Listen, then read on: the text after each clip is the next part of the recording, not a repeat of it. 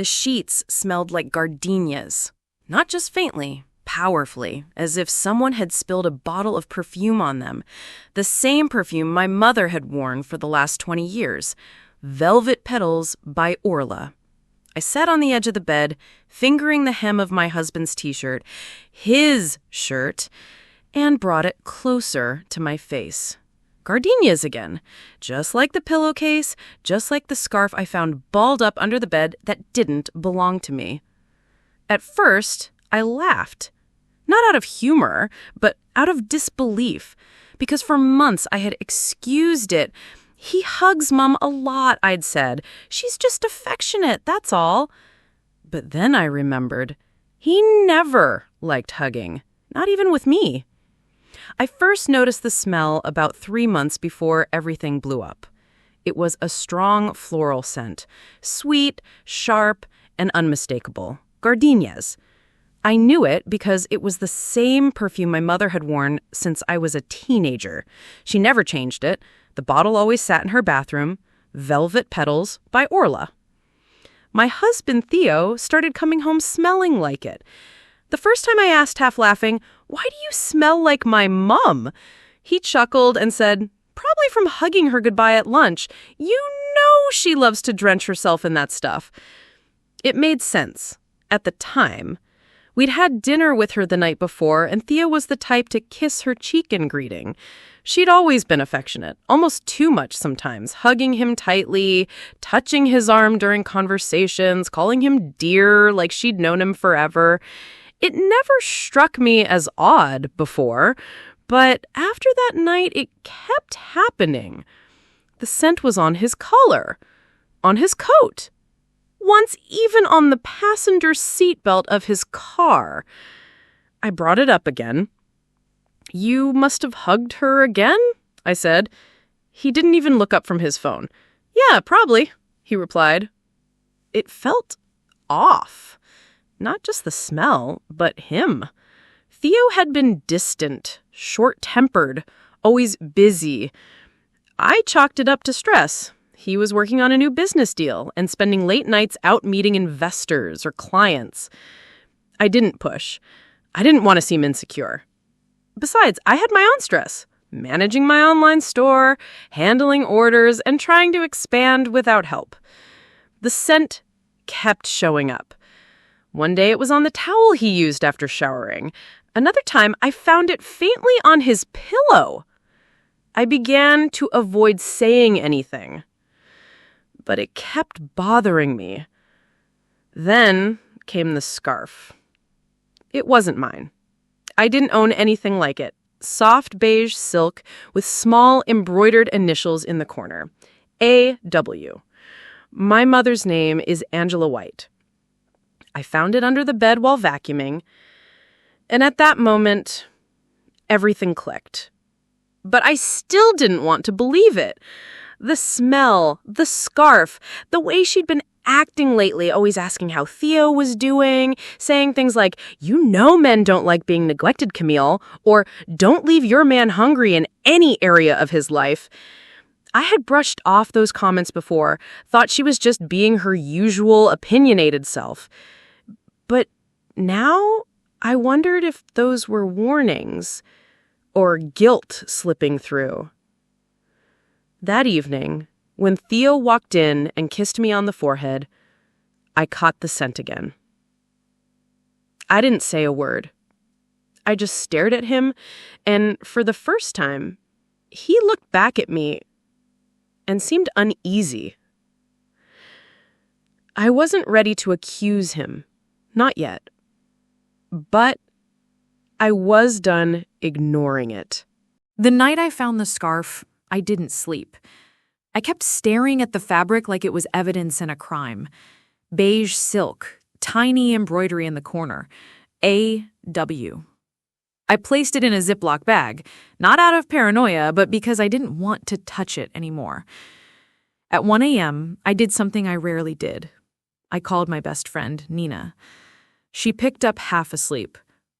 "Camille, you good?" I hesitated. "What would you do?" I asked slowly. If you found out your mom was having an affair with your husband. There was silence, then a low whistle. What the hell kind of question is that? Just answer. Honestly, she said, I'd burn the whole damn house down. I didn't laugh. I couldn't. You're serious? She asked, her voice sharpening. Cam, what's going on? I paused. I think something's going on between Theo and my mom. She didn't speak at first. Okay, she said finally. You need to talk to him. And her. Together. You need to be sure, though. Don't accuse until you have proof. I knew she was right. But even before that scarf, I already had more than enough red flags. I just hadn't wanted to add them up. Growing up, my mother Angela was the kind of woman everyone noticed. Always well-dressed, always made up. Even her hair rollers matched her outfits. She wore heels in the house and full makeup to go grocery shopping. I was the opposite. I liked books. I liked silence. I liked being invisible. I wore jeans and t-shirts while she wore tight dresses and sprayed expensive perfume just to go to church. We were close, but not in the traditional mother-daughter way. She was critical, always commenting on my clothes, my weight, my personality. Smile more, Camille. Men don't like quiet women. Wear some color. You look like a nun in all that gray. You won't keep a man if you don't learn to flirt. And yet, I admired her. She was beautiful, bold, and didn't seem to care what anyone thought. She walked into a room like she owned it. But I also saw things I wish I hadn't. My father left when I was 11. Angela caught him cheating, and she kicked him out that same day. No hesitation, no second chances. I remember how she held me in the kitchen afterwards, repeating over and over, "No man disrespects me and walks away clean." But as I got older, I began to notice things. Angela had men over when I was away at college. She told me they were old friends, but I saw wedding rings on their fingers. I once walked into the house and found one of them buttoning his shirt while she giggled and poured him a drink. When I brought it up, she snapped, "If your father hadn't embarrassed me, I wouldn't have trust issues. This is his fault." She never once took responsibility for how messy she became after their divorce.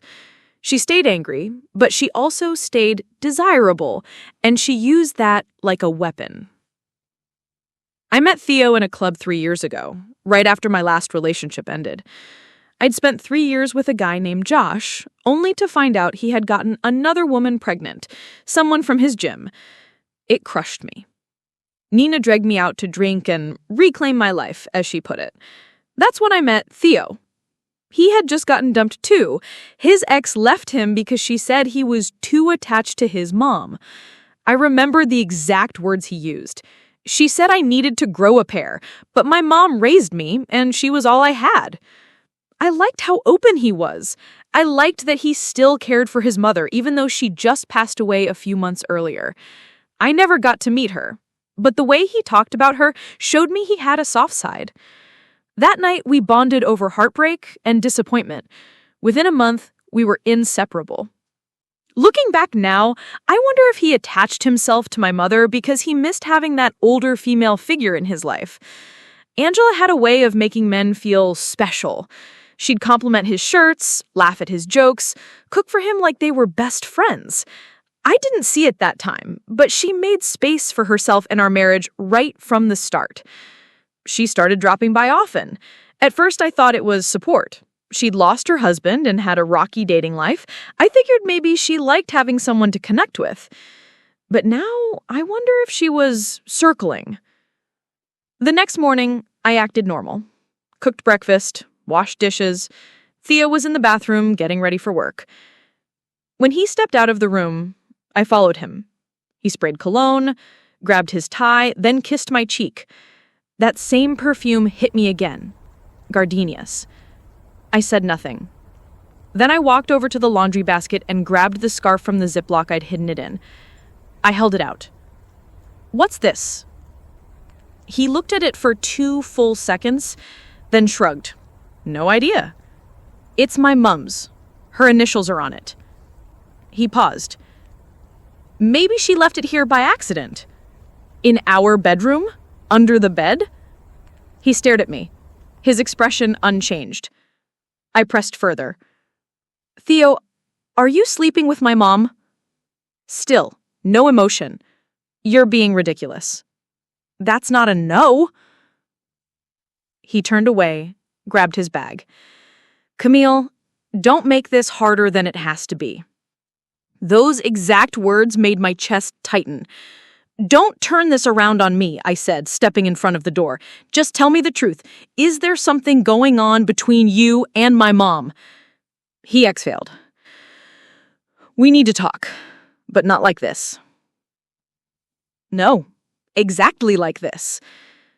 He looked me straight in the eye and said, It's complicated, which was as good as a yes. The moment Theo left for work, I grabbed my keys and headed straight to my mom's house. I didn't call, I didn't text, I didn't need time to think. I wanted answers, and I didn't want her rehearsing lies before I got there. She was home, of course. She opened the door in a silky red robe, full face of makeup, hair tied back neatly in a bun like she was expecting company. Camille? She said with a curious smile, then stepped aside like everything was fine. Come in, sweetheart. You look flushed. Are you okay? I didn't respond. I walked straight into her living room and sat down, planting the scarf on the coffee table like it was a courtroom exhibit. She closed the door slowly, turned to look at it, then at me. You left this, I said flatly, under my bed. Her lips parted just slightly. Then she gave the fakest laugh I've ever heard. Oh, that? I must have dropped it when I was helping you fold laundry the other day. You haven't done my laundry in years. She shrugged. So maybe when I was helping Theo find your charger last week. You were in our bedroom, alone? That's when she knew I wasn't buying it. Her smile faded. She walked toward the couch, but didn't sit. She stood behind the armrest, fingers tracing the fabric like she was calculating how much to admit. I didn't wait. I know something's going on between you and Theo, and I'm not asking again. I'm not here to play games or hear half-truths. I want it all now. Angela stared at me. Then she sat down. And then, just like that, she sighed and said, Camille, it wasn't supposed to happen this way. I blinked. That was it. Confirmation, not denial, no attempt to pretend. I felt my body go cold. How long? There was a pause.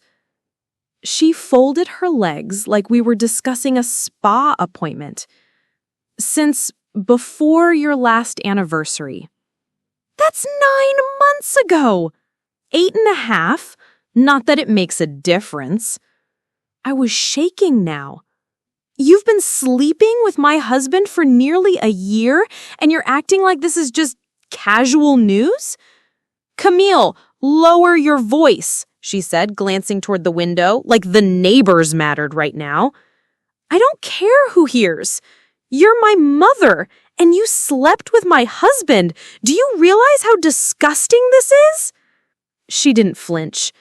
Instead, she leaned forward and said, You don't understand the full picture.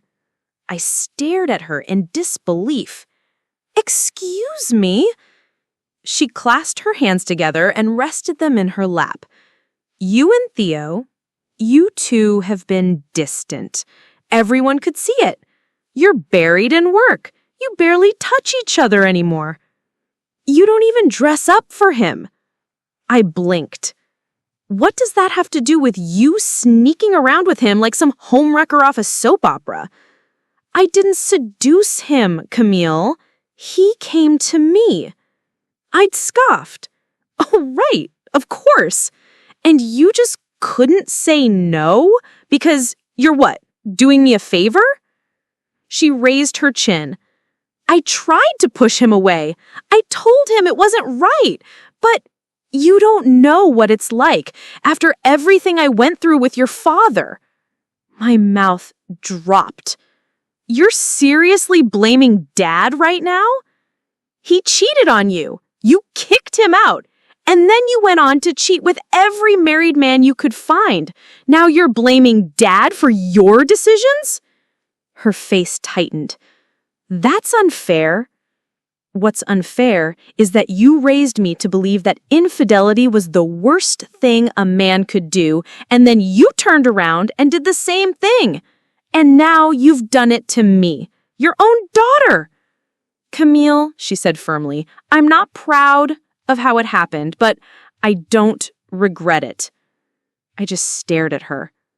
Are you in love with him? I asked quietly. She didn't respond. That was all the answer I needed. I stood up. You've always hated how different I was from you. You've always treated me like I was boring because I wasn't loud or flirty or flashy. You never respected me as a woman, did you? She rolled her eyes. Camille, don't be dramatic. You always said I was too reserved, that I'd never keep a man because I wasn't like you. Because you don't understand men, she said, standing now too. You don't study them. You assume love is enough. It isn't. You're soft, and soft women get left. Then I'd rather be soft and left than be a mother who betrays her own daughter for validation. Her face went pale, but she didn't respond. I took a breath, fists clenched. I never want to see you again, I said. Don't call me, don't come to my house. You made your choice, now live with it. As I headed for the door, she said, Camille, you're being emotional. No, I'm being rational for the first time in a long time. Then I left. I drove home with the windows down even though it was hot. I didn't want to cry in a sealed car. I didn't want her scent lingering in the air. By the time I got back, Theo's car was already in the driveway. I didn't go inside. I sat in my car, shaking, heart pounding, and realized I hadn't even started to plan what I was going to do next. I sat in the driveway for nearly an hour. Theo's car was right there, parked like nothing had changed, like he hadn't shattered me from the inside out, like he hadn't just come from my mother's bed. I didn't cry. Not because it didn't hurt, but because the pain was sitting so deep, it hadn't found its way out yet. When I finally walked into the house, I found Theo in the kitchen, heating leftovers. Casual, relaxed, like we were still married, still normal, still pretending. He turned, nodded. Hey, you eat yet? That was it. That was the greeting a man gave his wife after being caught sleeping with her mother.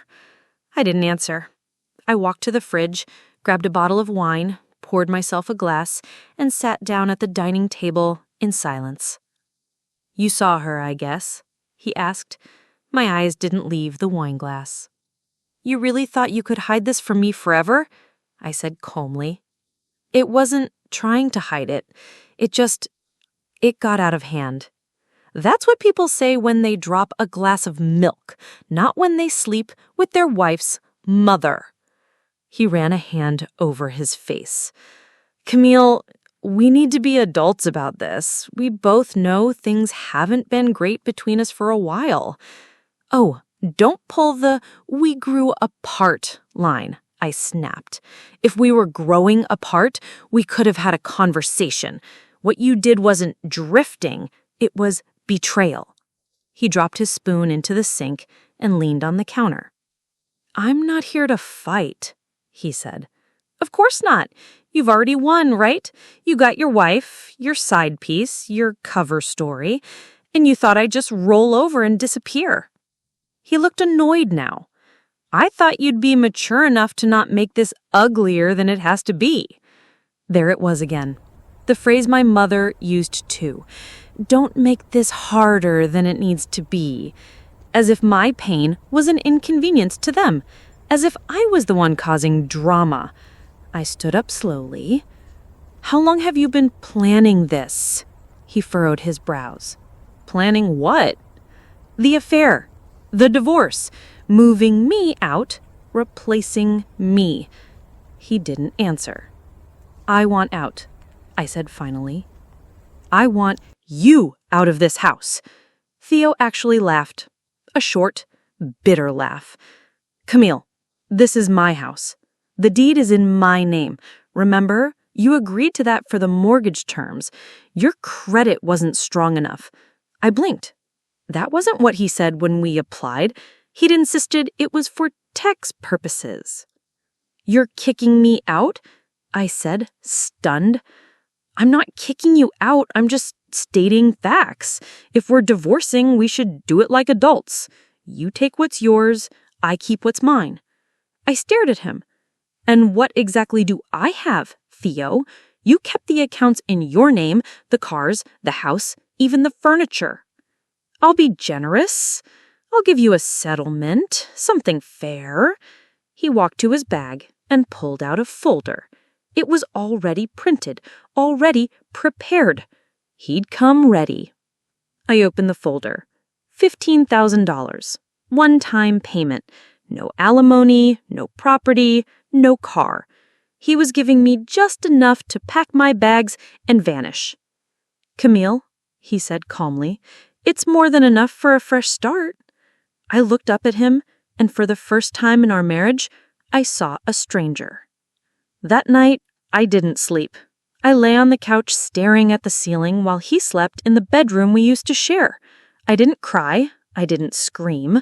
Instead, I opened my laptop and started looking up lawyers. Not just any lawyer. I wanted someone who'd make him sweat. It took me hours, but I found her. Vanessa Cortland, a 60-year-old high-stakes divorce attorney who had taken on some of the nastiest property battles in the state and won. She had a reputation for being ruthless, the kind of woman who didn't ask how you were feeling, just what you had on paper and what you were ready to burn. I sent her an email with a brief outline of the situation. She replied at 6:45 a.m.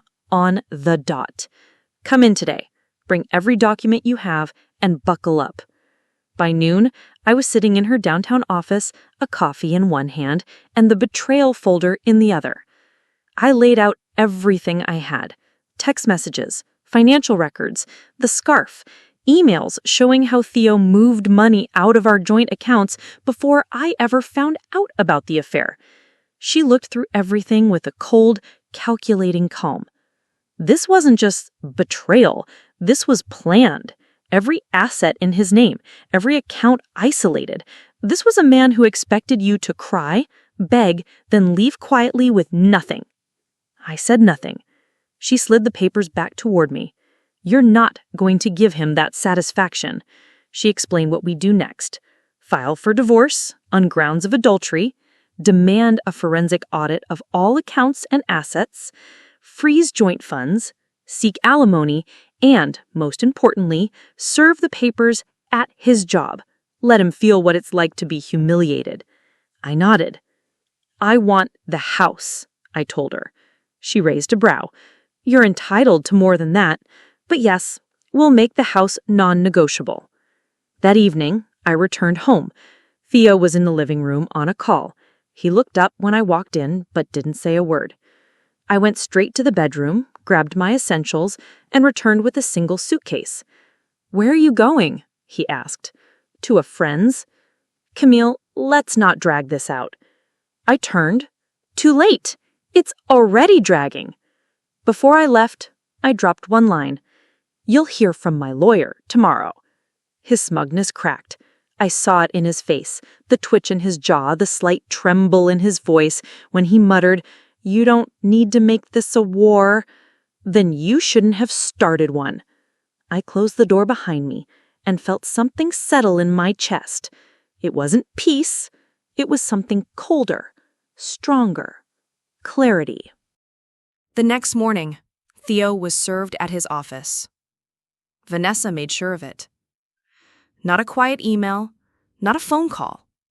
A licensed process server walked into his law firm, asked for him by name, and handed him a thick manila envelope right in front of his assistant and 2 junior partners.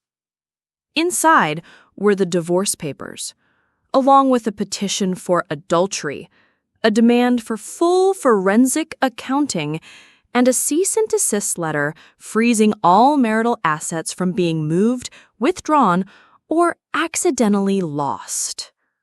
Less than an hour later, I got the call. Theo's voice was shaking. "Camille, what the hell is this?" "Justice," I said, "or at least the beginning of it." "You're seriously dragging this through the courts? You want to humiliate me?" "No, I want what's mine. If that humiliates you, maybe it says something about what you've been doing." There was a pause. Then came the threat. "You'll regret this. I have connections. You'll be buried in legal fees. You won't win." I smiled, even though he couldn't see it. "You already lost the moment you put my mother in our bed." And I hung up. Later that evening, it was Angela who showed up, unannounced, uninvited, and completely furious. She banged on the door of Nina's apartment where I was staying. I opened it just enough to see her face. She looked like she hadn't slept. "What are you doing?" she hissed. "You served him at work?" I didn't say anything. She stepped inside uninvited. Nina stood from the couch, ready to say something, but I waved her off. Angela turned to face me. "Do you know what you're doing? You're destroying his career. This could affect everything: his standing at the firm, his promotions, his credibility." "Oh, now you care about consequences? Funny. Where was this energy when you were sleeping with him?" Angela's eyes narrowed. "You're being vindictive. I'm being strategic. Don't be like me, Camille. Don't let pain make you cruel." I folded my arms. "This isn't cruelty. It's math. He stole time, money, love, trust. I'm just calculating the cost of what he took." Angela exhaled slowly. "I thought you were better than this." "No, you thought I was weak. And you were wrong." She looked around the apartment, at the simple furniture and throw pillows, and scoffed. "This is what you've reduced yourself to? Hiding out in a friend's apartment? Starting a war you can't win?" I stepped forward. "I'm not hiding. I'm watching you panic. There's a difference." Vanessa wasted no time. She filed subpoenas for Theo's bank records, business investments, and real estate holdings, including the house he claimed was untouchable. What he didn't know was that I had years of emails, bank screenshots, and text messages showing how I contributed to the mortgage, utilities, and even a renovation project that came directly from my savings. He said everything was in his name. But Vanessa said possession doesn't erase contribution. She was ruthless. She contacted an investigator who began digging through Theo and Angela's messages, social media, shared files, hotel receipts, travel records, dinner reservations. And what they found was a pattern. Angela had used company funds from her radio sponsorship gigs to book weekend getaways with Theo, claiming them as business retreats. Vanessa smirked when she saw the receipts. I wonder how her sponsors will feel about funding her romantic life with her daughter's husband. I said nothing. I didn't need to anymore. By the end of the week, Angela's inbox started filling with emails. Her biggest sponsor, a health and wellness brand, cut ties with her. They didn't say why, but the internet already knew. Theo's law firm also called a meeting. Vanessa's sources told us the senior partners were concerned about optics, not just the affair, but the fact that he was being investigated for misrepresentation of marital assets and potential breach of ethical conduct.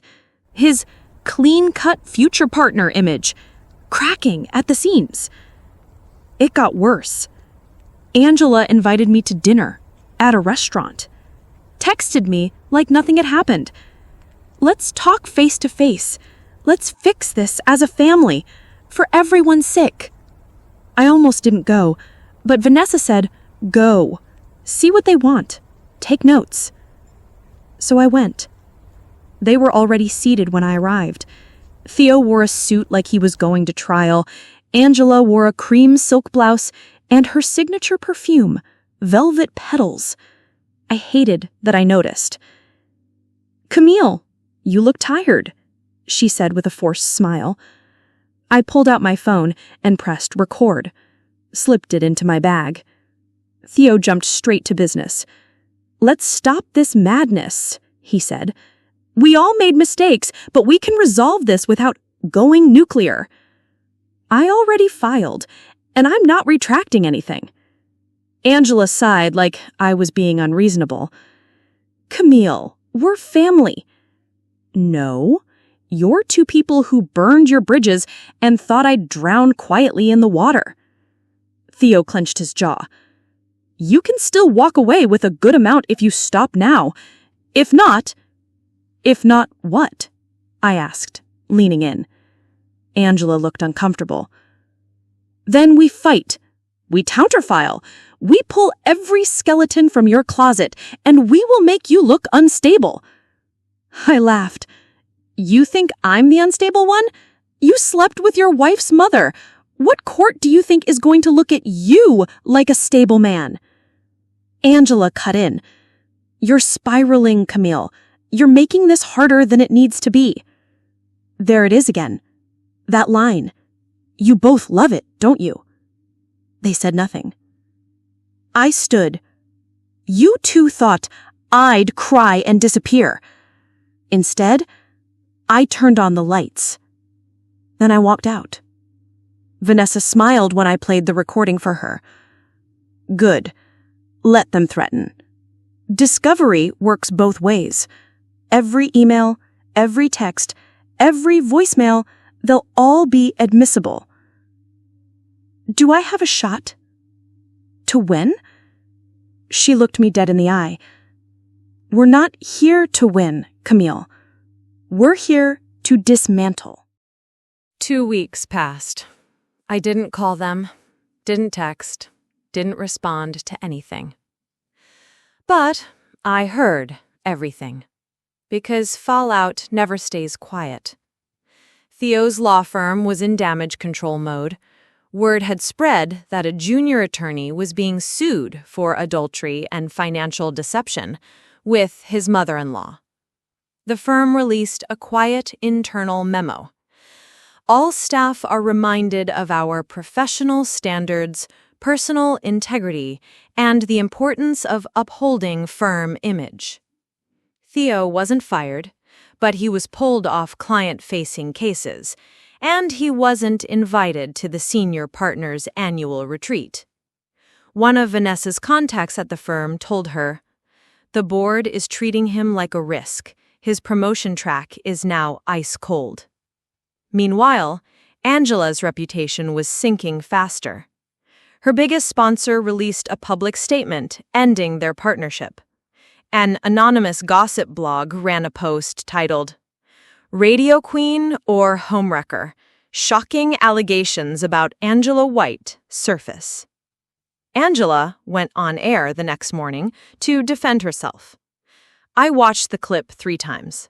She smiled stiffly, looked directly at the camera, and said, "Sometimes private matters get twisted into headlines.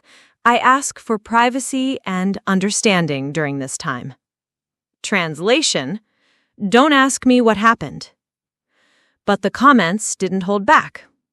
"You raised your daughter, then replaced her?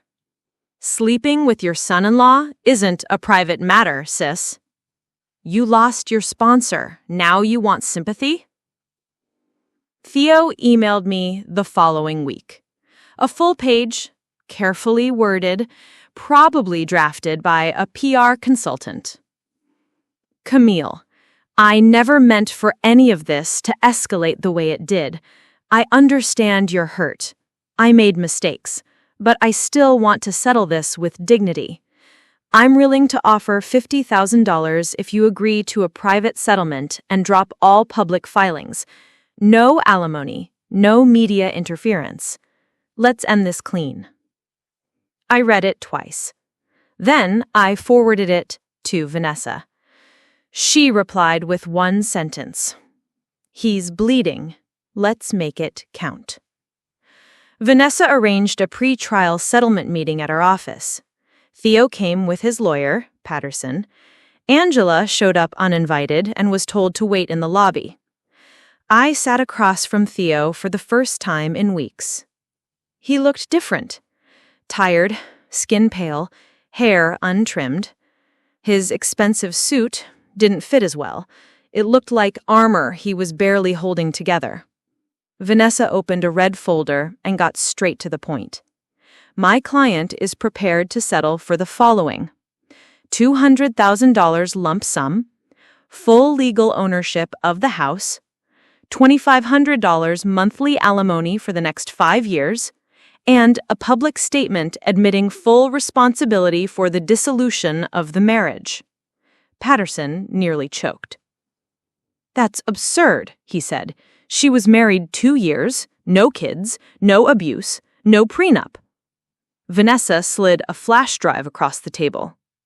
Here are 36 emails, 14 hotel receipts, and a full text thread where Mr. Hartford discussed with Miss Angela White how to move marital funds without raising flags. Shall I read them aloud? Theo's face went white. Patterson whispered something to him. Theo didn't speak. Vanessa leaned in. You wanted to replace her. Now you're going to pay for the cost of that replacement. Still, Theo was silent. Then I spoke.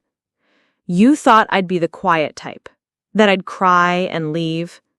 You thought I'd vanish like some naive little wife and let you and my mother build your fantasy life on the ashes of mine. He finally looked up. You've changed. No, you just never saw me clearly. After the meeting, I left through the side exit to avoid Angela, but she followed me outside. Camille, wait! I stopped, let her catch up. She was wearing sunglasses, but I could see the panic in her body. You can't go through with this, she said. You're humiliating me. My reputation, my career, it's falling apart. You should have thought about that before you spread your legs for my husband. Her jaw tightened. You're turning people against me. No, you did that.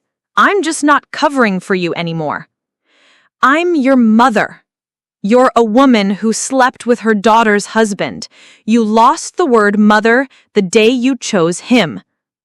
She reached for my arm. I pulled away. You think they respect you now? They're using you. The lawyers, the bloggers, they'll drop you once the scandal fades. I don't need their respect. I already have something better. Self-respect. Angela's mask slipped. Her lips trembled, her voice cracked. You're not the only one hurting. I stared at her. But I'm the only one who didn't cause it. Then I got into my car and drove away. Vanessa called me the next morning. They're folding, she said. We have confirmation. He's agreed to all terms. The public statement is in draft. He can't afford the media dragging anymore. I took a deep breath. Not out of relief, but because I knew what this meant. It was almost over. Angela didn't call again, but I saw that she'd deleted all her social media accounts. Her station took her off air indefinitely.